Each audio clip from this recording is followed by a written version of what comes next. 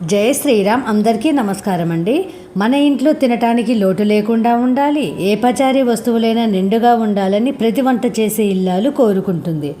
మన ఇంట్లోకి ధాన్యలక్ష్మి ఎప్పుడూ వస్తూనే ఉండాలన్నా, ధాన్యలక్ష్మితో పాటు ధనలక్ష్మి కూడా మన ఇంట్లోకి ఆకర్షించబడాలన్నా, మనం వాడుకునే బియ్యం డబ్బా కానుంచి పప్పులు ఉప్పులు విషయంలో ఆడవాళ్ళు చిన్న పొరపాటు చేయటం వల్ల ధాన్యలక్ష్మితో పాటు ధనలక్ష్మిని కూడా ఇంట్లోకి రాకుండా మనమే అడ్డుపడుతున్నాము. అవి ఏంటంటే, బియ్యం డబ్బాలో నుంచి బియ్యం పోస్తాము, దాంట్లో కొలతగా ఉంచుకున్న డబ్బా కానీ గ్లాస్ కానీ అడ్డంగా పడవేస్తూ ఉంటాము. పప్పులోనైనా కొలతకు ఒక డబ్బాను, ఒక గ్లాసు, ఒక గిన్నె కొలతకు వేస్తూ ఉంటాము.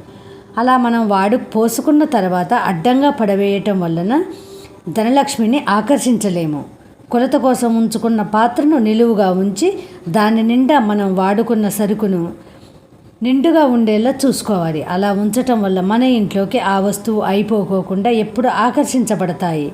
అంటే కొలవటానికి సిద్ధంగా ఉండేలా నిల్చోబెట్టి ఉంచుకోవాలి. అడ్డంగా పడవేయటం వల్ల ధనలక్ష్మి వాళ్ళకు ఆ సరుకు అవసరం లేదు అని అనుకుంటుంది. నిలువుగా ఉంచటం వల్ల రావటానికి సిద్ధంగా ఉంటుంది. చిన్న చిట్కానే గొప్ప ఫలితాన్ని పొందవచ్చు. చూడండి, ఒకప్పుడు షావుకారులు వడ్లు కొలిచిన, పిండి కొలిచిన, ఇంకా ఏ సరుకు కొలిచినా కానీ ఒక మానకో ఒక సోలో ఇంతకుముందు ఉండేది. ఆ ధాన్యం బస్తాలో నిలువ పెట్టి దాన్ని నిండుగా వడ్లు పోసి కానీ అమ్మే సరుకు ఏదైనా నిండుగా ఉంచి మళ్ళీ రావటానికి సిద్ధంగా ఉండేలాగా నిలబెట్టి దాని నిండా సరుకు పోసి ఉంచేవారు.